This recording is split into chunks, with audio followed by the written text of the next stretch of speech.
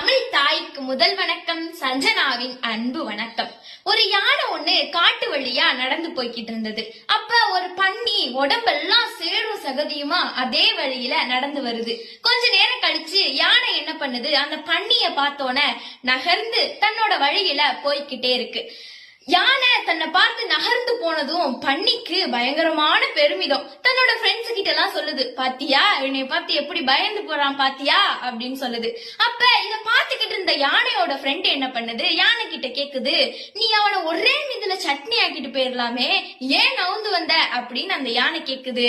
அதுக்கு இந்த யானை சொல்லுது, அவனை ஒரே மீதுல சட்னி ஆக்குறதும் தூக்கி போட்டு சாப்பிடுறதும் பெரிய விஷயம் கிடையாது, ஆனா அவன் மேல இருக்கிற அழுக்கு மேலையும் பட்டுடும், அப்படிங்கறதுனாலதான் நான் நவுந்து என்னோட வழியில வந்துட்டேன் அப்படின்னு அந்த யானை சொல்லுது. அப்ப இந்த மாரல் ஆஃப் தி ஸ்டோரி என்னன்னு கேட்டீங்கன்னா, உங்களோட வழியிலையும் எதிர்மறையா இருக்கக்கூடிய தேவையில்லாம உடம்ப அழுக்கோட நிறைய பேர் வச்சுக்கிட்டு இருப்பாங்க.